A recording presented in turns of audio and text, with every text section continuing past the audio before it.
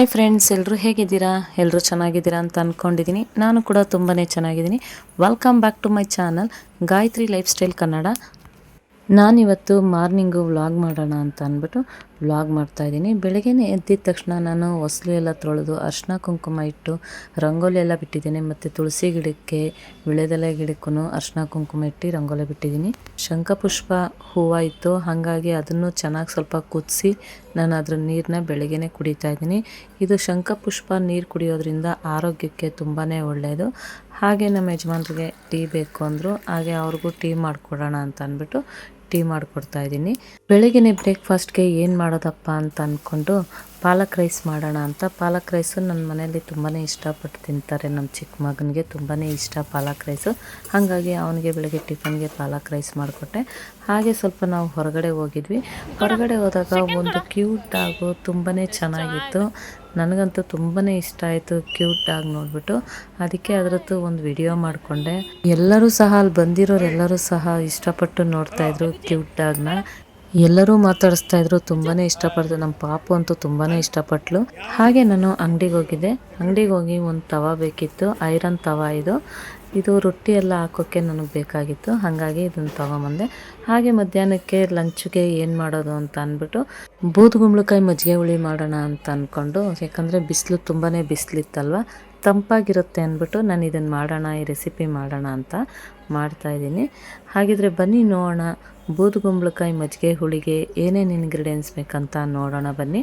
ನಾನು ಒಂದು ಬೂದುಗುಂಬಳಕಾಯಲ್ಲಿ ನಾನು ಇಷ್ಟು ಹಾಕಲ್ಲ, ಒಂದು ತೊಗೊಂಡಿದ್ದೀನಿ. ಇದರಲ್ಲಿ ಒಂದು ಕಾಲು ಭಾಗ ಆಗೋಷ್ಟು ನಾನು ತೊಗೊಳ್ತೀನಿ ಅಷ್ಟೇ ಬೂದುಗುಂಬಳಕಾಯಿನ. ನೋಡಿ ಹೀಗೆ ಕಟ್ ಮಾಡ್ಕೊಳ್ತೀನಿ.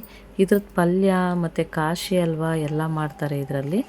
ಇದನ್ನು ಕಟ್ ಮಾಡಿಕೊಂಡು ಒಂದು ಸ್ವಲ್ಪ ತೊಗೊಳ್ತೀನಿ. ಇವಾಗ ಟೈಮ್ಗೆ ಎಷ್ಟು ಬೇಕೋ ಅಷ್ಟು ತೊಗೊಳ್ತೀನಿ ಅಷ್ಟೇ. ಇದನ್ನು ಮೊದಲು ನಾವು ಇದನ್ನು ಸ್ವಲ್ಪ ಕಟ್ ಮಾಡಿಕೊಂಡು ಸಿಪ್ಪೆ ತಕ್ಕೊಳ್ಬೇಕು. ಸಿಪ್ಪೆ ಎಲ್ಲ ತೆಗೆದ್ಬಿಟ್ಟು ನಂತರ ನಾವು ಇದನ್ನು ಯೂಸ್ ಮಾಡ್ಕೊಳ್ಬೇಕು. ನೋಡಿ ಹೀಗೆ ಸಿಪ್ಪೆ ಎಲ್ಲ ತೆಗೆದುಬಿಡೋಣ. ಈ ಬೂದುಗುಂಬಳಕಾಯಿ ಮಜ್ಜಿಗೆ ಹುಳಿನ ನಾವು ಚಪಾತಿಗೆ ಹಾಕ್ಕೊಂಡು ತಿನ್ಬೋದು, ಮತ್ತು ಅನ್ನಕ್ಕೆ ಹಾಕ್ಕೊಂಡು ತಿನ್ಬೋದು. ಬಿಸಿ ಅನ್ನಕ್ಕಂತೂ ತುಂಬಾ ಚೆನ್ನಾಗಿರುತ್ತೆ. ಸಿಪ್ಪೆ ಎಲ್ಲ ತೆಗೆದಿತ್ತಾಯಿತು. ಈಗ ಇದನ್ನು ಸಣ್ಣದಾಗಿ ಮೀಡಿಯಮ್ ಸೈಜಲ್ಲಿ ಕಟ್ ಮಾಡ್ಕೊಳ್ಳೋಣ, ಜಾಸ್ತಿ ಸಣ್ಣಗಲ್ಲ. ಮಜ್ಜಿಗೆ ಹುಳಿಗೆ ಎಷ್ಟು ಬೇಕೋ ಅಷ್ಟು ಕಟ್ ಮಾಡ್ಕೊಳ್ಳೋಣ. ಮೀಡಿಯಮ್ ಸೈಜಲ್ಲಿ ನಾವು ಕಟ್ ಮಾಡ್ಕೊಳ್ಳೋಣ. ನೋಡಿ ನಾನು ಈ ಸೈಜಲ್ಲಿ ನಾನು ಕಟ್ ಮಾಡ್ಕೊಳ್ತಾ ಇದ್ದೀನಿ. ನೀವು ಬೇಕಿದ್ರೆ ಇನ್ನೂ ಸ್ವಲ್ಪ ದಪ್ಪ ಸೈಜಲ್ಲೂ ಕಟ್ ಮಾಡ್ಕೊಳ್ಬೋದು. ಈ ಬಿಸಿಲಿಗಂತೂ ತುಂಬಾ ಒಳ್ಳೆಯದು ಈ ಥರ ಮಜ್ಜಿಗೆ ಹುಳಿ ನಾವೆಲ್ಲ ಮಾಡ್ಕೊಂಡು ತಿಂದರೆ, ತಂಬುಳಿಯಲ್ಲಿ, ಸೌತೆಕಾಯಲ್ಲಿ ಎಲ್ಲ ಮಾಡ್ಕೊಂಡು ತಿನ್ಬೋದು. ತುಂಬಾ ರುಚಿಯಾಗಿರುತ್ತೆ ಮತ್ತು ಸಖತ್ ಟೇಸ್ಟಿಯಾಗಿರುತ್ತೆ. ಆರೋಗ್ಯಕ್ಕೂ ಒಳ್ಳೆಯದು ಕೂಡ. ಆರೋಗ್ಯಕ್ಕೆ ಒಳ್ಳೆಯದಂದರೆ ಬಿ ಪಿನ ಕಂಟ್ರೋಲ್ ಮಾಡುತ್ತೆ. ಬೆಳಗ್ಗೆನೇ ನಾವು ಇದ್ರ ಜ್ಯೂಸ್ ಕುಡಿಯೋದ್ರಿಂದ ಬಿ ಪಿ ಎಲ್ಲ ಕಂಟ್ರೋಲ್ ಮಾಡುತ್ತೆ. ಅಷ್ಟು ಒಳ್ಳೆಯದು ಇದು ಬೂದುಗುಂಬಳಕಾಯಿ.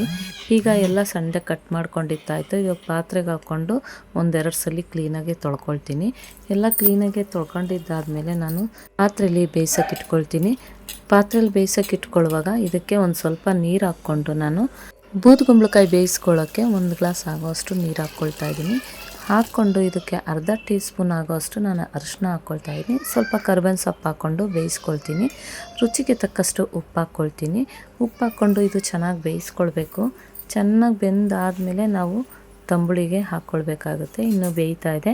ಬೇಕಿದ್ರೆ ನೀವು ಕುಕ್ಕರಲ್ಲಿ ಬೇಕಿದ್ರೂ ನೀವು ಬೇಯಿಸ್ಕೊಳ್ಬೋದು. ನಾನು ಪಾತ್ರೆಯಲ್ಲೇ ಬೇಯಿಸ್ಕೊಳ್ತಾ ಇದ್ದೀನಿ. ಈ ಕಡೆ ಮಸಾಲೆಗೆ ರೆಡಿ ಮಾಡ್ಕೊಳ್ಳೋಣ.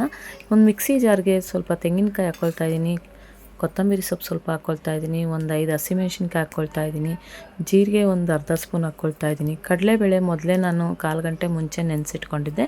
ಸ್ವಲ್ಪ ಕರಿಬೇವಿನ ಸೊಪ್ಪು ಹಾಕ್ಕೊಂಡು ಒಂದು ಸ್ವಲ್ಪ ನೀರು ಹಾಕ್ಕೊಂಡು ನೈಸಿಗೆ ರುಬ್ಕೊಳ್ತೀನಿ. ನೋಡಿ ಇವಾಗ ಚೆನ್ನಾಗಿ ನೈಸಿಗೆ ರುಬ್ಕೊಂಡಿದ್ದಾಗಿದೆ. ಇಲ್ಲಿ ನಾನು ಬೂದುಗುಂಬಳಕಾಯಿ ಬೆಂದಿದೆಯಾ ನೋಡೋಣ. ನೋಡಿ ಇವಾಗ ಬೂದುಗುಂಬಳಕಾಯಿನೂ ಬೆಂದಿದೆ ಬೂದುಗುಂಬಳಕಾಯಿ ಚೆನ್ನಾಗಿ. ಇವಾಗ ಈ ಮಸಾಲೆನ ಇದಕ್ಕೆ ಹಾಕ್ಕೊಂಡು ಮಿಕ್ಸ್ ಮಾಡ್ಕೊಳ್ಳೋಣ. ಈಗೆಲ್ಲ ಸ್ವಲ್ಪ ಚೆನ್ನಾಗಿ ಮಿಕ್ಸ್ ಮಾಡ್ಕೊಂಡಿದ್ದಾದಮೇಲೆ ಇದು ಕುದಿ ಬರಬೇಕು. ಇದು 1 ಕುದಿ 2 ಕುದಿ ಬಂದರೆ ಸಾಕು. ಇವಾಗ ಕುದೀತಾ ಇದೆ ಚೆನ್ನಾಗಿ. ನೀರು ನಿಮಗೆ ಎಷ್ಟು ಬೇಕೋ ಅಷ್ಟು ನೋಡ್ಕೊಂಡು ಹಾಕ್ಕೊಳ್ಳಿ. ನಿಮಗೆ ಗಟ್ಟಿಗೆ ಬೇಕಂದರೆ ಗಟ್ಟಿಗೆ ಒಂದು ಸ್ವಲ್ಪ ನೀರು ಹಾಕ್ಕೊಳ್ಳಿ. ಸ್ವಲ್ಪ ತಿಳಿಯಾಗಿ ಇರಬೇಕು ಮಜ್ಜಿಗೆ ಹುಳಿ ಅಂತ ಅಂದರೆ ನೀವೊಂದು ಸ್ವಲ್ಪ ನೀರು ಹಾಕ್ಕೊಳ್ಳಿ. ನೀರು ಹಾಕ್ಕೊಂಡು ಈ ರೀತಿ ಎಲ್ಲ ಮಿಕ್ಸ್ ಮಾಡ್ಕೊಳ್ಳಿ.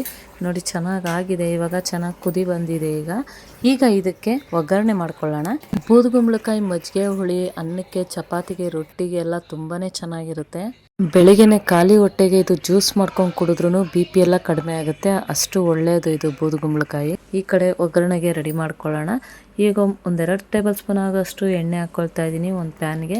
ಈಗ ಅರ್ಧ ಸ್ಪೂನ್ ಆಗೋಷ್ಟು ಸಾಸಿವೆ ಹಾಕ್ಕೊಳ್ತಾ ಇದ್ದೀನಿ, ಅರ್ಧ ಸ್ಪೂನ್ ಜೀರಿಗೆ ಹಾಕ್ಕೊಳ್ತಾ ಇದ್ದೀನಿ, ಬ್ಯಾಡಗಿ ಮೆಣಸಿನ್ಕಾಯಿ ಹಾಕ್ಕೊಳ್ತಾ ಇದ್ದೀನಿ. ನೀವು ಬೇಕಾದರೆ ಗುಂಟೂರು ಮೆಣಸಿನ್ಕಾಯಿ ಬೇಕಿದ್ದರೂ ಹಾಕ್ಕೊಳ್ಬೋದು.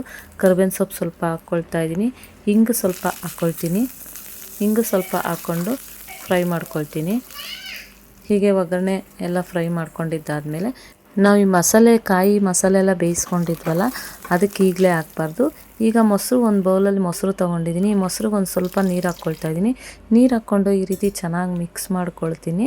ಗಟ್ಟಿಗೆ ಬೇಕಾದರೂ ಹಾಕ್ಕೊಳ್ಬೋದು, ಒಂದು ಸ್ವಲ್ಪ ನೀರಾಗಿದ್ದರೆ ಚೆನ್ನಾಗಿರುತ್ತೆ, ಹಾಗಾಗಿ ನೀರು ಥರ ಮಾಡ್ಕೊಂಡಿದ್ದೀನಿ ಸ್ವಲ್ಪ. ಈ ಮಜ್ಜಿಗೆ ಹುಳಿನ ನಾವು ಇದು ಮಸಾಲೆಕಾಯಿ ಎಲ್ಲ ಬೇಯಿಸ್ಕೊಂಡಿದ್ದೀವಲ್ಲ ಇದಕ್ಕೆ ಲಾಸ್ಟಲ್ಲಿ ಹಾಕಬೇಕು. ನಾವು ಇದನ್ನು ಹಾಕ್ಬಿಟ್ಟು ನಾವು ಕುದಿಸ್ಬಾರ್ದು. ಇನ್ನೇನು ಬೂದುಗುಂಬಳಕಾಯಿ ಮಜ್ಜಿಗೆ ಹುಳಿ ಎಲ್ಲ ರೆಡಿಯಾಗಿದೆ, ಚೆನ್ನಾಗಿ ಕುದಿಸಿಟ್ಕೊಂಡಿದ್ದೀವಿ ಅಂತ ಅಂದಮೇಲೆ ನಂತರ ನಾವು ಸ್ಟವ್ ಆಫ್ ಮಾಡಿಬಿಟ್ಟು ಆಮೇಲೆ ನಾವು ಮಜ್ಜಿಗೆನ ಹಾಕ್ಕೊಳ್ಬೇಕಾಗತ್ತೆ. ಮೊದಲೇ ಹಾಕ್ಕೊಳ್ಬಾರ್ದು, ಯಾಕಂದರೆ ಮಜ್ಜಿಗೆ ಹಾಕ್ಬಿಟ್ಟು ನಾವು ಕುದಿಸ್ಬಾರ್ದು. ಈಗ ಒಗ್ಗರಣೆ ಮಾಡಿಟ್ಟಿದ್ವಲ್ಲ ಅದನ್ನೇ ಇದಕ್ಕೆ ಹಾಕ್ಕೊಂಡು ಮಿಕ್ಸ್ ಮಾಡ್ಕೊಳ್ತಾ ಇದ್ದೀನಿ. ನೋಡಿ ಫ್ರೆಂಡ್ಸ್, ಇವಾಗ ರೆಡಿಯಾಗಿದೆ ಬೂದುಗುಂಬಳಕಾಯಿ ಮಜ್ಜಿಗೆ ಹುಳಿ ರೆಡಿಯಾಗಿದೆ. ನೀವು ಟ್ರೈ ಮಾಡಿ ಫ್ರೆಂಡ್ಸ್, ನಾನು ಹೇಗೆ ಮಾಡಿದ್ದೀನಿ ಅಂತ ಕಮೆಂಟಾಗಿ ಕೇಳಿ.